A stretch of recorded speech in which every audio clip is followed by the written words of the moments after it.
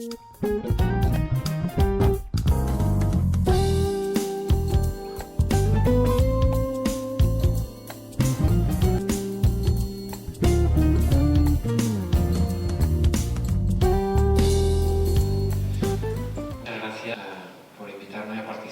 este 50 aniversario de Al-Anon y me adhiero a la celebración y por permitirme hablar de un tema que para mí tiene mucho interés, que es el tema que es el título de esta jornada, que es la enfermedad del alcoholismo. Todos hablamos de la enfermedad del alcoholismo, pero a veces es difícil. Yo pregunto a veces a los pacientes y a los familiares, bueno, ¿y usted conoce esta enfermedad? ¿Y cuáles son los síntomas de esta enfermedad? Es decir, ¿cómo se sabe si una persona tiene alcoholismo o no tiene alcoholismo? Entonces, yo he intentado simplificar un poco todos estos conceptos para ver si podemos estar de acuerdo en algunas cosas. Por lo tanto, vamos a hablar, en primer lugar, de las características que tiene cualquier enfermedad para ver cómo se parece precisamente esta enfermedad a las otras. Vamos a hablar de cuáles son sus síntomas, de la dificultad que tiene la persona para controlar el consumo de alcohol, del tratamiento de los síntomas psíquicos que pueden aparecer asociados también tanto a la enfermedad como al momento en que la persona intenta recuperarse de esta enfermedad o todo su proceso de recuperación. También hablaremos un poco de la prevención de recaídas, haciendo más énfasis en los elementos de los medicamentos que disponemos y las conclusiones.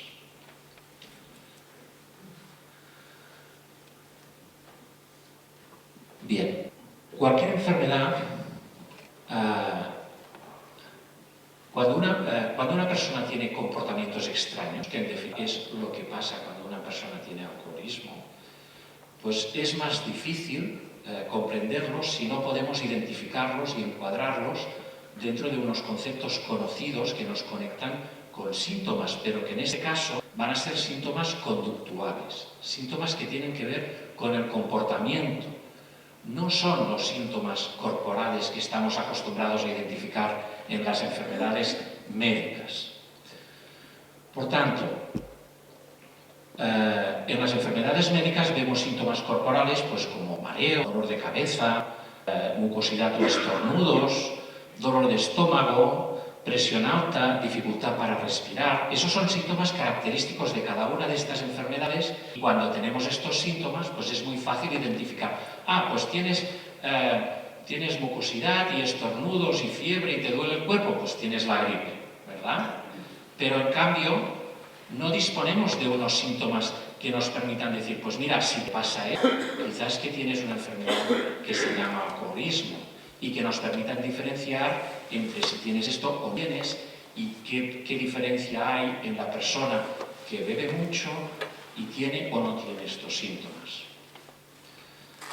Vale. En todas las enfermedades, cuando aparecen síntomas de estos, suelen ser de larga evolución. Bueno, la gripe dura una semana, pero el que tiene migrañas, pues las tiene durante muchos años. El que tiene hipertensión arterial, el que tiene asma, el que tiene cualquiera de estos síntomas, ya sabe que es para mucho tiempo, que va a pasar temporadas malas de reagudización de la enfermedad, que luego va a pasar otras temporadas buenas en las que incluso puede llegar a abandonar el tratamiento, pero que más o menos tendrá que cuidarse de esto mucho tiempo y a veces durante casi toda su vida. Es decir, que la persona progresivamente se va adaptando a su enfermedad y aprende a cuidarse, aprende a evitar aquellas cosas que sabe que le pueden hacer recaer y aprende que cuando atraviesa temporadas malas, lo más probable es que le reaparezca su enfermedad y por tanto tiene que prevenir recaídas. Bueno, pues en el caso del alcoholismo se trata de una enfermedad que tiene unas características diferentes porque es una enfermedad que afecta al cerebro. Y hay distintos tipos, por lo menos 3 grandes grupos de enfermedades que afectan al cerebro. Las neurológicas, son más fáciles de conexionar con el cerebro porque, claro, afectan a la motricidad, afectan, por ejemplo, pues hay personas que tienen parálisis, personas que tienen enfermedades degenerativas. Esto es fácil de entender que es una enfermedad. Pero claro, Cuando se trata de enfermedades psiquiátricas que tienen que ver con el estado de ánimo, con ansiedad, con insomnio, con síntomas psiquiátricos, esto ya cuesta más de conexionar con el cerebro, porque dice, bueno, ¿y qué tiene que ver el nerviosismo con el cerebro? Y cuando se trata de enfermedades adictivas, como el alcoholismo, todavía cuesta más de entender que esto pueda estar relacionado con algo que funciona mal en el cerebro. Bien, el alcoholismo, como hemos dicho, su manifestación externa es que el comportamiento de la persona se altera, sobre todo por lo que se refiere a la conducta de beber alcohol, pero también muchas otras conductas. Hay dos momentos, hay dos situaciones características en las que el comportamiento se puede alterar. Uno es la intoxicación aguda, en la cual la persona puede tener un mayor riesgo de accidentes, caídas, lesiones, discusiones, peleas, agresiones o incluso conductas autodestructivas que tienen que ver con un estado transitorio de intoxicación aguda, pero luego hay cómo afecta al cerebro el abuso continuado y crónico durante años de alcohol, ¿no? Y de esta manera lo que va a pasar es que la persona puede enfermar de hasta 60 enfermedades médicas y psiquiátricas, pero además también sus alteraciones de comportamiento van a generarle una desadaptación progresiva en diversas áreas de su funcionamiento, como son el área familiar, laboral, social, económica y legal. ¿Cuáles son las primeras manifestaciones de alcoholismo? Es decir, ¿qué es lo que aflora y lo que vemos realmente desde fuera en una persona que sufre esta enfermedad del alcoholismo? Pues lo primero que vemos son consecuencias negativas del tipo de que se altera su comportamiento, de que la persona empieza a tener problemas de diversa índole que pueden llegar a enfermedades médicas y psiquiátricas. Bueno, pero estas consecuencias no solo afectan al enfermo, sino que afectan a todas las personas que conviven con él, sobre todo las que conviven bajo un mismo techo, que es la familia, y por eso estamos aquí. Y además, estas consecuencias no son propiamente los síntomas. La gente confunde las consecuencias de la enfermedad con los síntomas de la enfermedad. Los problemas y las consecuencias negativas son esto, son cosas que pasan como consecuencia de una enfermedad. Pero esto no nos ayuda ni a saber en qué consiste la enfermedad, ver en cuál puede ser lo que motiva todo esto. Por tanto, ¿cuáles son los síntomas más característicos del alcoholismo? Pues, en primer lugar, la necesidad de beber.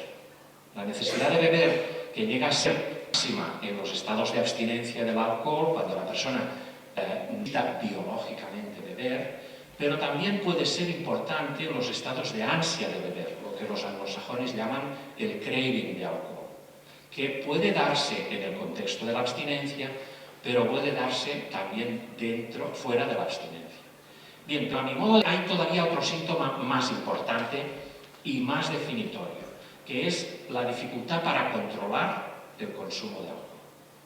Esta dificultad para controlar, que a veces llega al grado de pérdida de control, sería el síntoma característico de esta enfermedad que llamamos alcoholismo y que se puede manifestar de maneras muy diversas. Hay personas que tienen dificultad para controlar siempre. Hay otras personas que a veces controlan y a veces no. Hay personas que pasan temporadas que controlan y temporadas que no controlan.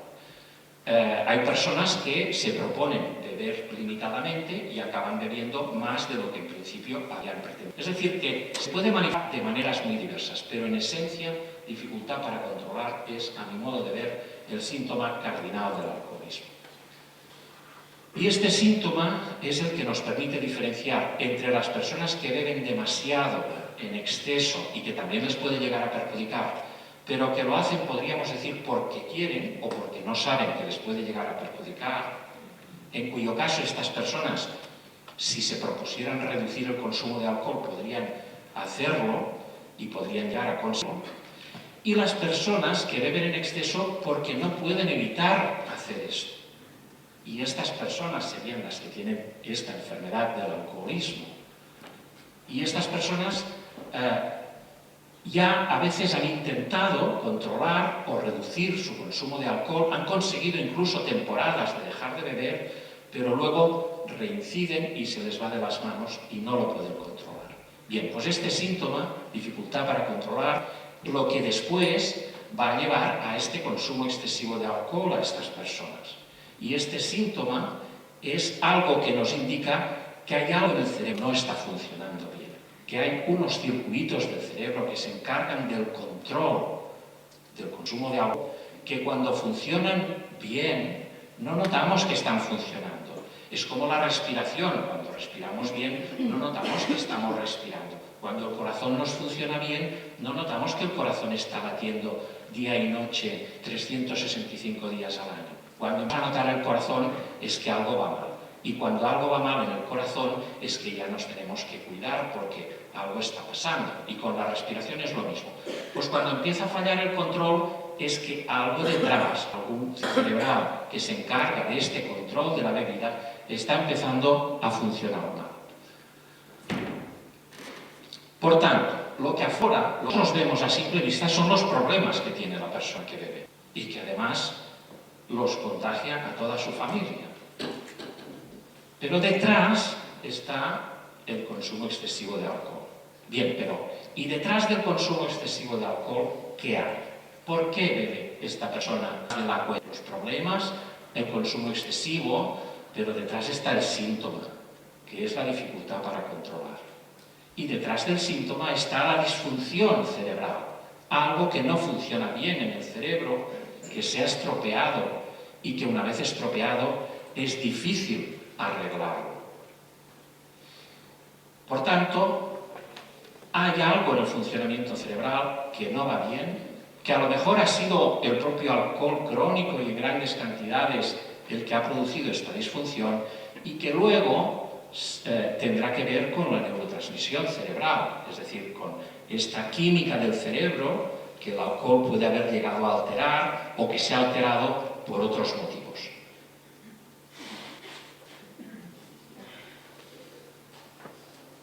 Cuando una persona ha desarrollado alcoholismo,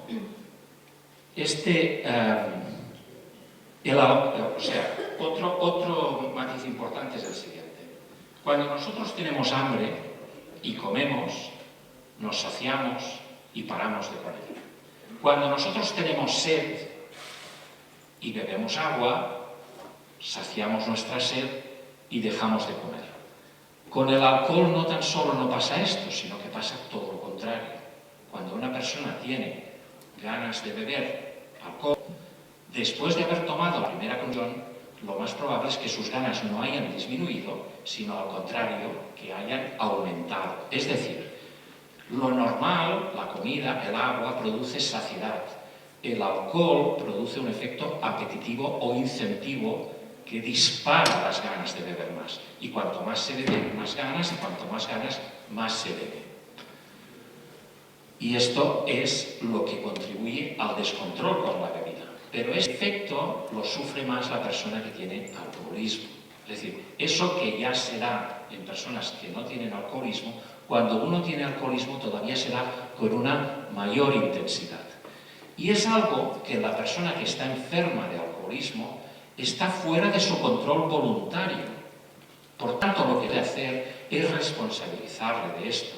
Lo que no se puede hacer es decirle, tú tienes que ser responsable, tú te tienes que controlar, tú deberías... No. Es que no lo hace una persona que tiene diarrea, o con una persona que tiene vómitos, o con una persona que tiene tos, o con una persona que tiene cualquier otro síntoma médico. Pues con este síntoma conductual de la dificultad para controlar, tenemos que entender que está fuera del control voluntario del paciente. Que el paciente no controla porque no puede evitarlo, como hemos dicho antes.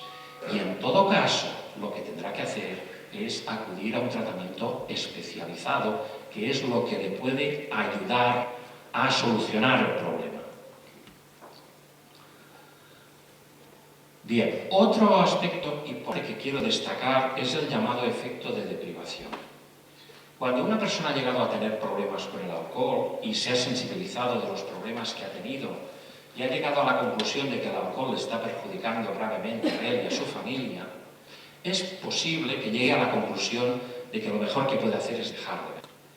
Y esta es una buena conclusión y una buena decisión, pero tiene un inconveniente.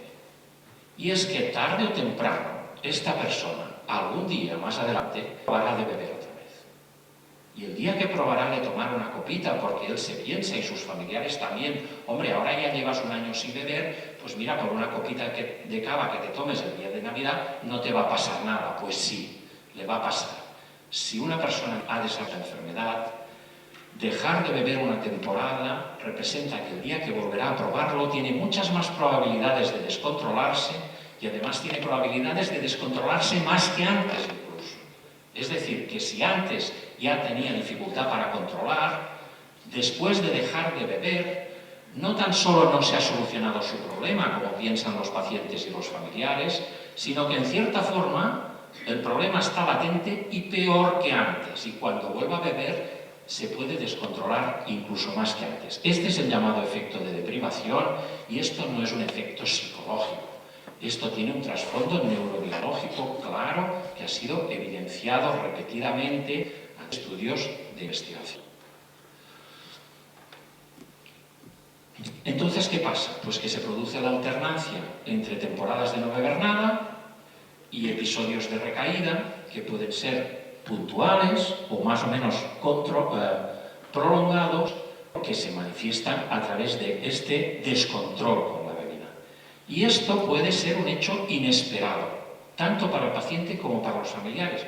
Doctor, no lo entiendo, yo, fíjese, ya llevaba un año tomando antabús, pues ya tendría que estar bien, ahora yo ya podría controlar. Pues resulta que el otro día probé de tomar un poquito y me descontrolé. Siempre es una sorpresa y a veces esta sorpresa se convierte en un rechazo por parte de la familia y cuando la persona está desmoralizada y la familia le rechaza, luego pueden pasar cosas graves, como que una persona en el estado de intoxicación alcohólica tenga incluso conductas autodestructivas. Bien, pues la buena noticia es que hay determinados medicamentos que pueden neutralizar este efecto de deprivación. Hay medicamentos que amortiguan este impacto del alcohol cuando una persona ha estado un tiempo sin beber y un día prueba de beber y que hacen que la probabilidad de descontrolarse se aminore. En algunas personas, bastante, en otras, mucho. Es decir, que hay medicamentos y hay un nuevo enfoque, una nueva orientación que permite que personas que tienen una dependencia del alcohol, es decir, una enfermedad alcohólica de baja gravedad, con la ayuda de estos medicamentos puedan prevenir el impacto del alcohol si algún día deciden volver a tomar una consumir. Es como el airbag, dice, tienes un accidente. Bueno, pero ¿esto qué quiere decir? ¿Que tengo que tener el accidente? No, mejor que no. Pero si tienes un accidente y se despliega, las consecuencias van a ser mucho menores. Eso protege de que la persona tenga un descontrol si algún día le pasa por la cabeza tomar una acción después de un tiempo de no haber bebido.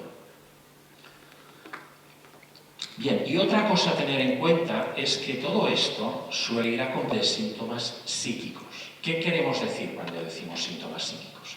Pues queremos decir que la persona que está en recuperación del alcoholismo es muy fácil que tenga nervios, ansiedad, que tenga dificultades para dormir, que tenga desánimo, depresión, anedonia, desmotivación, pocas ganas de hacer cosas, aburrimiento, toda una serie de síntomas que suelen aparecer cuando uno está intentando recuperarse, que pueden llegar a ser un importante obstáculo porque en algunas ocasiones estos síntomas pueden llevarle a la recaída. Es decir, la persona que antes utilizaba el alcohol para tranquilizarse, la persona que utilizaba antes el alcohol para animarse, cuando después se encuentra con estos síntomas, es probable que recurra al alcohol para tranquilizarse o para animarse porque él en su cabeza tiene asociado que él remediaba o creía que remediaba estos síntomas psíquicos bebiendo.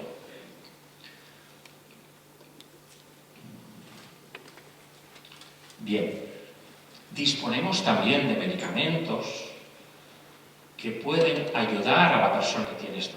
Lo que pasa es que entre estos medicamentos hay algunos que son peligrosos para las personas que tienen enfermedad adictiva porque son medicamentos que tienen riesgo de abuso y de dependencia y que además mezclados con el alcohol pueden decir sobredosis. Y esta sobredosis, además de un riesgo de las consecuencias que decíamos antes, accidentes, caídas, lesiones y todo esto, en casos graves, mezclados con el alcohol, pueden llegar a producir la muerte por parada cardiorrespiratoria. Por tanto, hay medicamentos buenos y medicamentos malos, en el sentido de que hay medicamentos tranquilizantes, pastillas para dormir, que no van a perjudicar a la persona que está en recuperación del alcoholismo, pero hay otros que sí que le pueden perjudicar, sobre todo si la persona que está en recuperación los mezcla con el alcohol. Y esto únicamente los profesionales especializados conocen la diferencia entre unos y otros. Y además hay una gran tendencia a recetar medicamentos que tienen estos inconvenientes y que en lugar de ayudar al paciente lo que hacen es empeorar las consecuencias de su enfermedad. Bien, y el último tema sería la prevención de recaídas. Es decir, la prevención de recaídas requiere un tratamiento especializado y esto está comprobado. La persona que está en recuperación del alcoholismo y hace un tratamiento especial tiene muchas más probabilidades de recuperarse, tiene mucho menos riesgo de tener recaídas precoces que la persona que lo hace por propia iniciativa sin una ayuda profesionalizada. Por otro lado, es importante tener en cuenta que la intervención sobre esta enfermedad, cuanto precoz sea, mejor.